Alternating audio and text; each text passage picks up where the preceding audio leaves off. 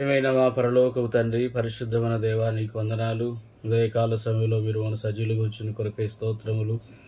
ఈ ఉదయకాలము ఎడార్ల సెలయేళ్ల ద్వారా మాతో మాట్లాడండి. జూలై 22వ తేదీ నాడు మా కొరకు సిద్ధపరిచిన సందేశం ద్వారా మాట్లాడమని ప్రభువైన యేసుక్రీస్తు వారి నామమును ప్రార్థించి వేడుచున్నాము తండ్రి, ఆమేన్. ఎడార్ల సెలయేళ్లు జూలై 22వ తేదీ. మీ యందు దయచూపులని యెహోవా ఆలస్యము చేయుచున్నాడు, ఆయన నిమిత్తము కనిపెట్టుకుని వారందరూ ధన్యులు. యెషయా గ్రంథం 30వ అధ్యాయం 18వ వచనం. దేవుని కోసం కనిపెట్టి చూడడం గురించే మనం ఎప్పుడో ఆలోచిస్తూ ఉంటాం. అయితే ఇంతకంటే ఆశ్చర్యకరమైన మరొక విషయం ఉంది. దేవుడు మన కొరకు కనిపెడుతూ ఉండడం, ఆయన మన గురించి ఎదురు చూడడం, మనము ఆయన కోసం ఎదురు చూడడం ఒక నూతనమైన నిశ్చయాన్ని, ఉత్సాహాన్ని ఇస్తుంది. మన నిరీక్షణ వ్యర్థము కాదన్న ఒక గొప్ప నిబ్బరాన్ని మనకిస్తుంది. రండి, ఇప్పుడే మనం నిరీక్షణ ఆత్మతో దేవుని గురించి కనిపెడదాం. అసలు అదేంటంటే ఏమిటో తెలుసుకుందాం.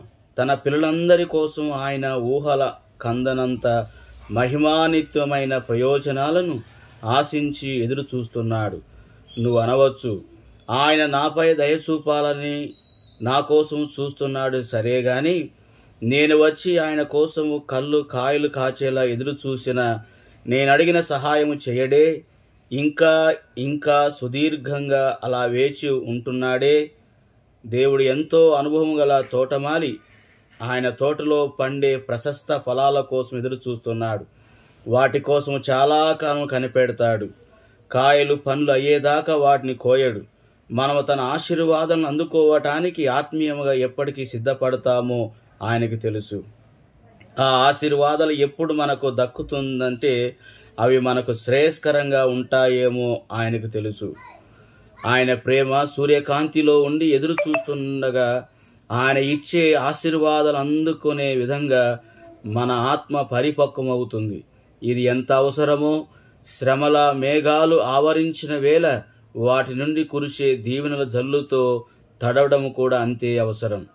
ఒకటి గుర్తుంచుకోండి, మీరు ఆశించిన దానికంటే ఎక్కువ కాలమే దేవుడు నీ కోసం ఎదురు చూస్తున్నాడు. మీ దీవెనలు రెండంతలుగా అయ్యేందుకే ఎదురు చూస్తున్నాడు. దేవుడు కాలం సంపూర్ణమయ్యేదాకా దాదాపు 4000 సంవత్సరాలు ఎదురు చూసి అప్పుడు తన కుమారుణ్ణి ఈ లోకానికి పంపాడు. ఆయన మనకు సహాయం చేయడం కోసం వేగిర పడతాడు. సమయాన్ని మించి ఒక గడియ కూడా ఆయన ఆలస్యము చేయడు.